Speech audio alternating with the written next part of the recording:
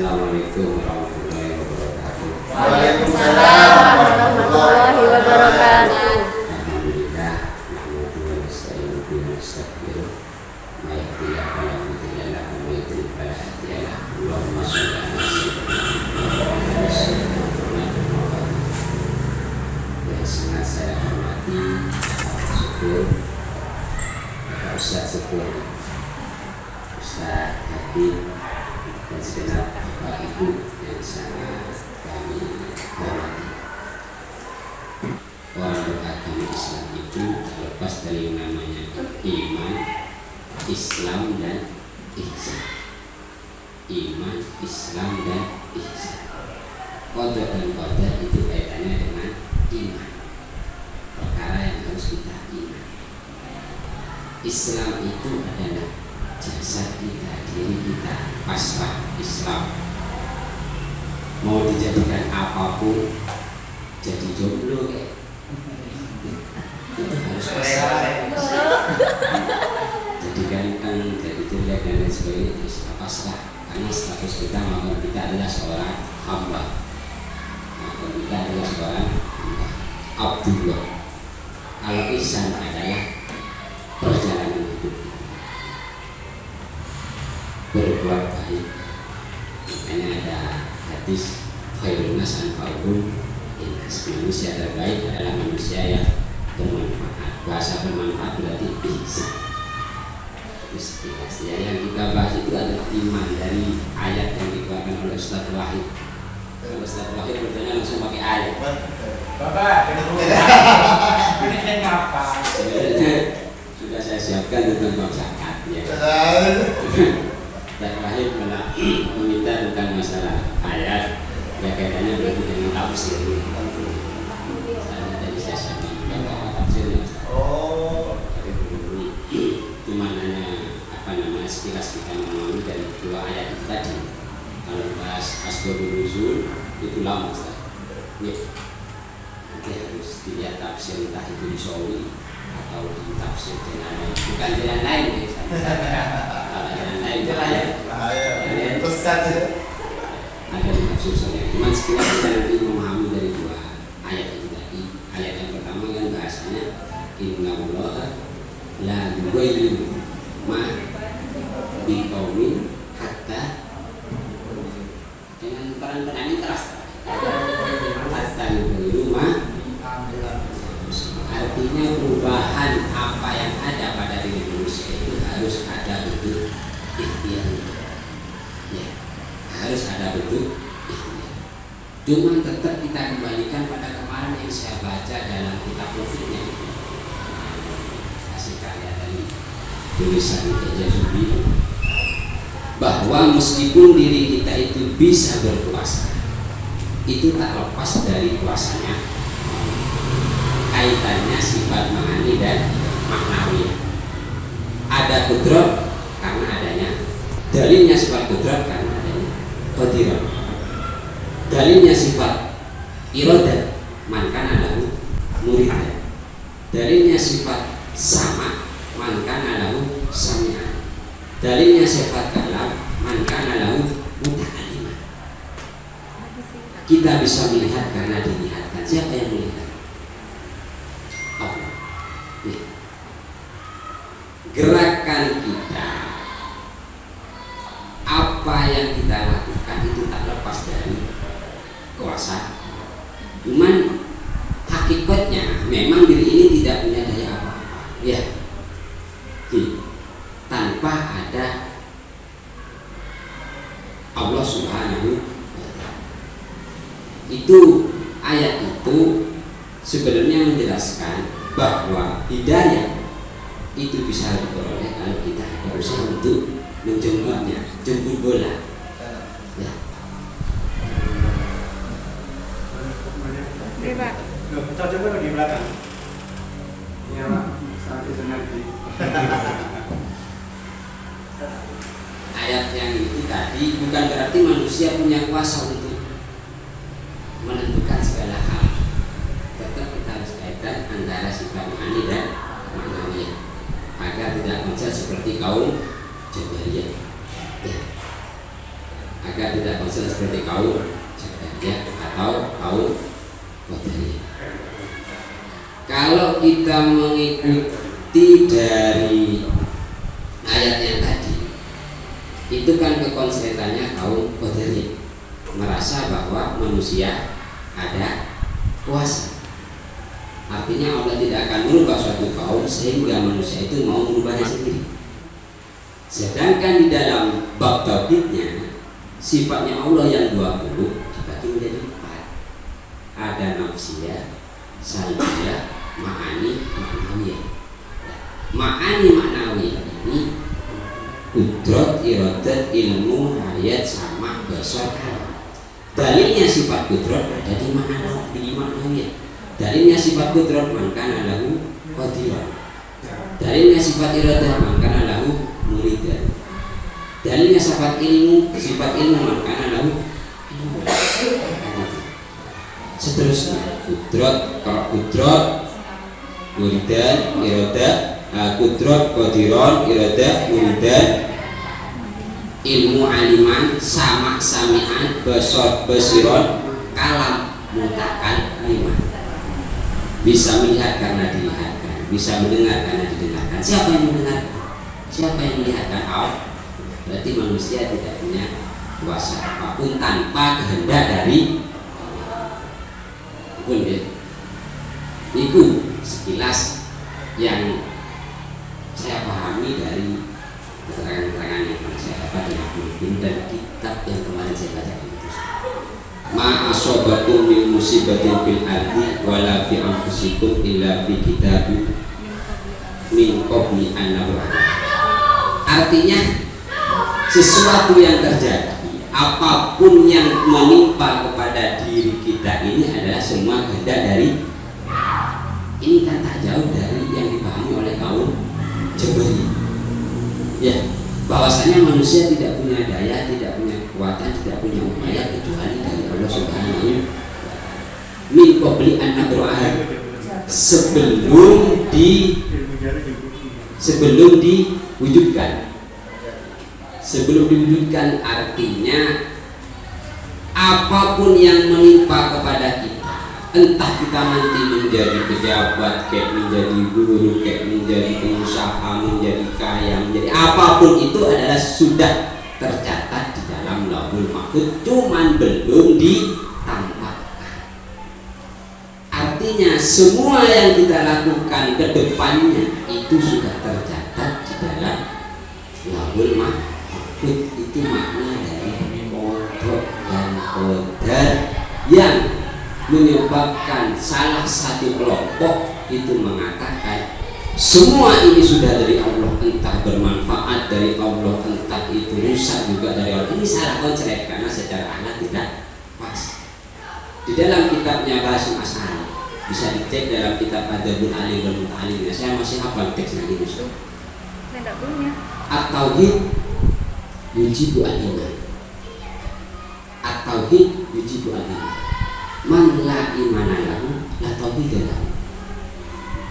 Wal iman yujibu as-syari'ah. Man la syari'ata lahu la imana wa la tauhid lahu. Was syari'ah yujibu al-adab. Man la adab lahu la syari'ata wa la iman wa la tauhid lahu. Orang yang tidak berakhlak, tidak beradab, tidak beretika, maka tidaklah bernilai syariatnya, imannya, bahkan tauhidnya. Maka seandainya dia mengklaim bahwa semua perbuatan dari Allah, maksiat ini sudah ditetapkan oleh Allah, saya ibadah sudah ditetapkan oleh Allah, menganggap kemaksiatan itu murni dari Allah, itu contoh orang yang tidak berakhlak di dalam bertauhid. Sedangkan kalau tidak didasari dengan adab atau akhlak, maka semua yang dia lakukan itu tidak bernilai. Al-adab itu puncak dari keseluruhannya. Jadi kalau ayat ini dijadikan dalil sebagai semua yang kita perbuat itu murni dari Allah, itu kurang berakal. Oke lah kalau dalam ihsan, dalam kebaikan, dalam ibadah. Ketika berzina, apakah pantas kita sandarkan kepada Allah? Naudzubillah.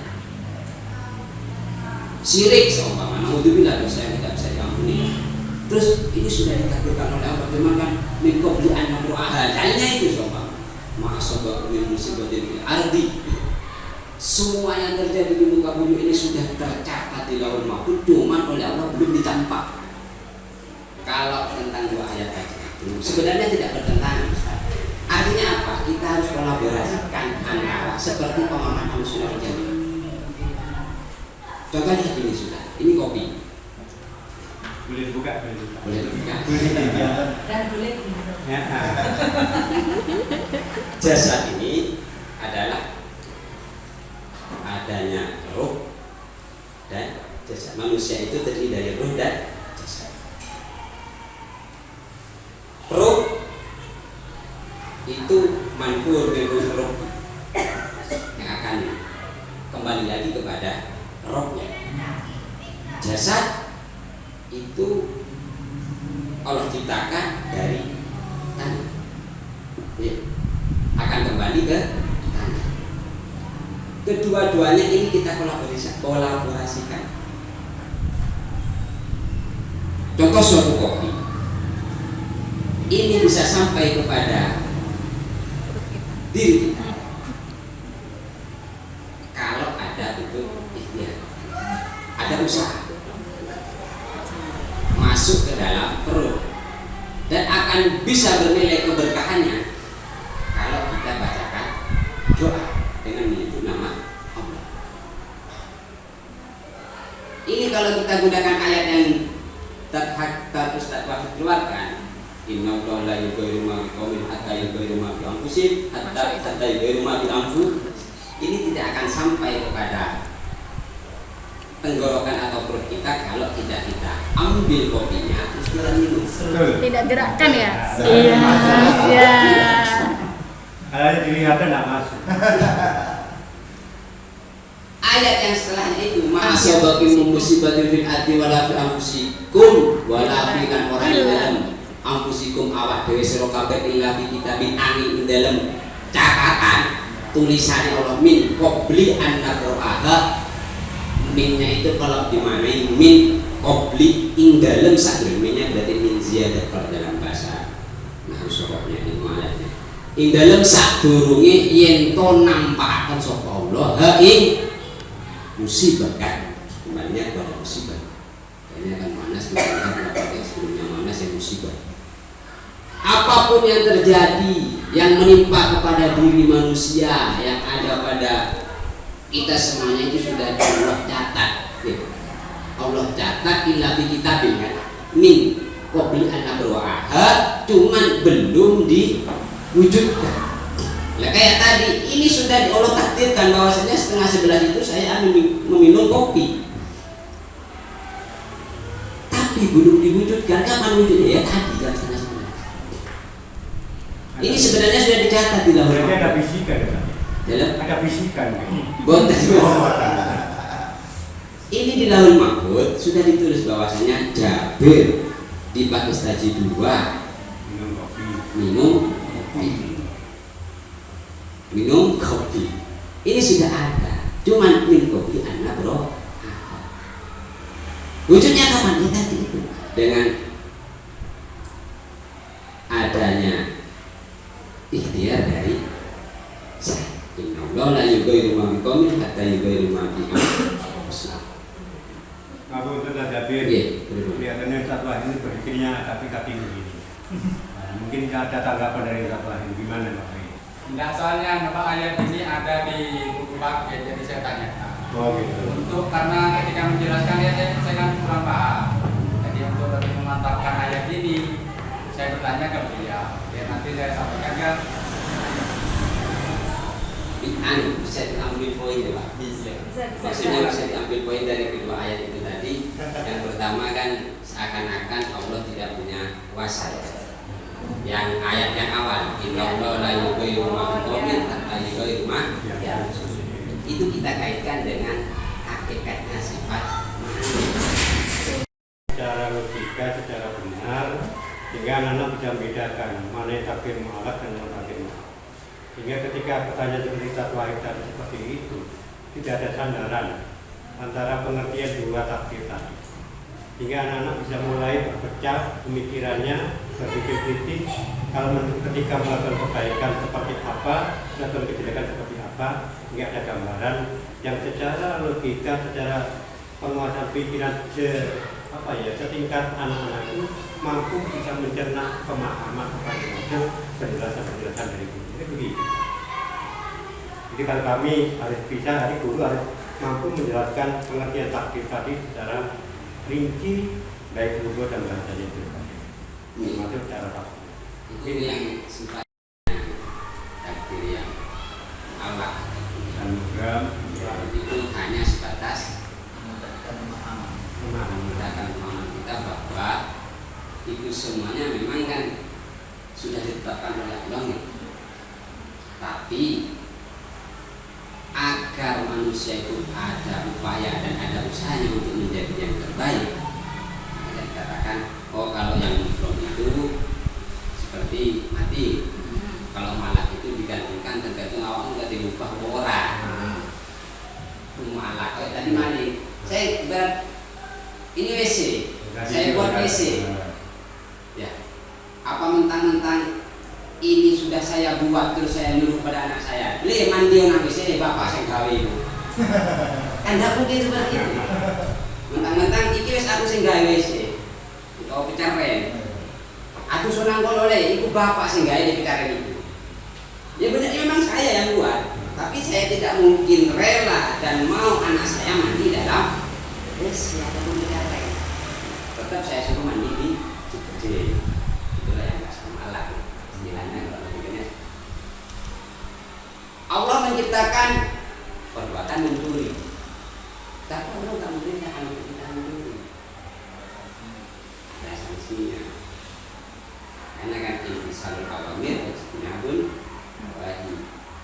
Itu kan semua perintah jauhi semua larangan. Nah, mencuri kan termasuk larangan, kita jauhi.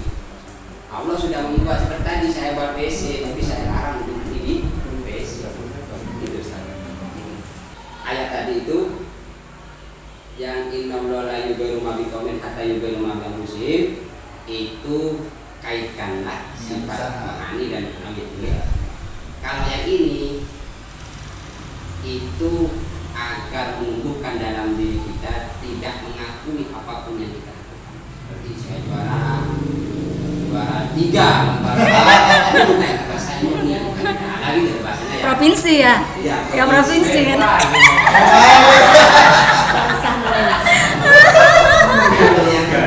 Kalau saya sampai ekstrim yang Bisa masuk. Kalau yang awal itu bentuk ikhtiar, manusia berikhtiar untuk mendapatkan yang terbaik dalam hidupnya. Kalau yang ini, apapun yang kamu peroleh itu tak lepas dari kuasa dan kehendak Allah Subhanahu wa Ta'ala. Sebenarnya tidak bertentangan kalau kita kaitkan antara ruh dan jasadnya. Ini kalau masuk merasa saya sendiri. Soal ini karena tentang masalah iman.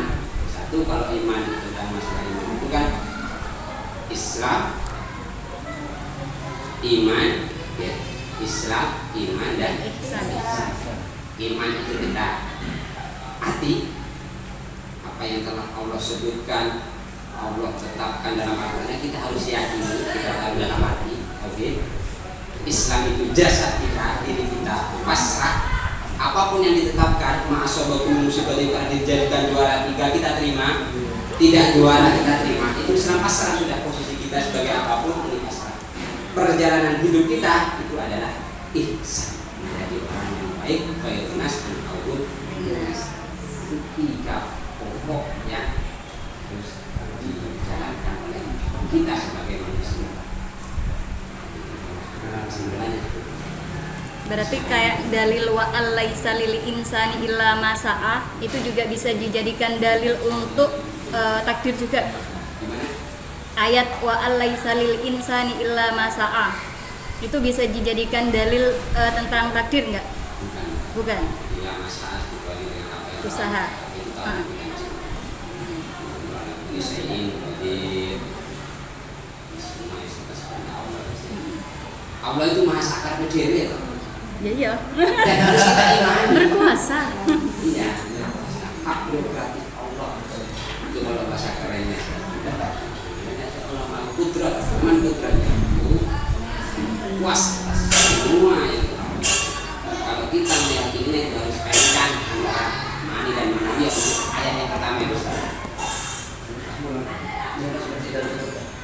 Terima kasih Ustaz. Paling tidak kalau saya sedikit menanggapi, sebetulnya dalam penggunaannya ya, dari ayat yang sudah disampaikan, dua ayat tadi itu mungkin dari penggunaannya saja. Artinya kita semua sudah sepakat bahwa setiap yang terjadi pada diri kita ini sudah ditentukan oleh Allah sebelumnya. Itu kita sudah sepakat, tidak ada perbedaan. Terus terkait dengan kemungkinan pertanyaan siswa tadi, kejahatan itu apakah juga termasuk ciptaan dari Allah? Kalau saya menjawabnya, mungkin dari ayat yang lain yang menyatakan bahwa setiap yang dilakukan manusia itu pasti ada balasannya. Jadi kalau kita berbuat jelek, kita akan dibalas kejelekan, dan ketika kita berbuat kebaikan, pasti kita juga dibalas kebaikan dengan surga. Jadi memang betul apa yang disampaikan oleh Ustaz Jabir tadi terkait dengan kolaborasi setiap ayat. Jadi di situ ada takdir, ada ikhtiar, dan juga apa? Ya, takdir dan ikhtiar itu memang tawakalnya juga artinya memasrahkan semua yang terjadi adalah dari Allah. Dan yang tidak sempat kita korek-korek sebetulnya dalam pikiran kita, kenapa kita kok memikirkan sesuatu yang kita tidak tahu. Artinya seperti ini, kita ditakdirkan apa oleh Allah, kita tidak seharusnya, kenapa kita memikirkan itu. Ini yang sebetulnya permasalahan ketika kita berpikir. Kita tidak tahu kita diciptakan akan menjadi apa, kita berpikir mendahului, kan seperti itu. Berarti tadi pertanyaan kemungkinan itu tidak ditampilkan, kan begitu. Betul ya. Dan itu menurut saya apa? Kekuasaan Allah. Kalau saya ibaratkan seperti, mungkin pernah mendengar ketika kita melihat siaran sepak bola, ya kan? Ada siaran langsung, ada siaran tunda. Kira-kira lebih menarik yang mana? Pasti yang langsung. Kalau sudah siaran yang sudah disiarkan, kita sudah tahu tidak menarik, sudah pasti ini skornya nanti 2-2 tidak menarik. Tapi ketika siaran langsung dan kita untuk memahami qada dan qadar, kita dihadapkan dengan siaran langsung, ya. Jadi hidup ini bisa menarik, gitu. Iya. Kita tidak tahu nanti jadi apa, hasilnya seperti apa. Jadi menarik. Kalau kita sudah tahu nanti saya mati pada tanggal sekian bulan sekian, menarik. Tidak menarik hidup ini. Makanya di situ mungkin hikmah mengapa Allah rahasiakan semua itu, dan kita tidak perlu berpikir untuk apa yang bakal Allah tentukan terkait dengan kehidupan kita. Yang jelas kita yakin bahwa setiap amal itu pasti ada balasannya. Nah, itu pasti ada balasannya. Jadi di situ mungkin pemahaman kita yang perlu kita lakukan.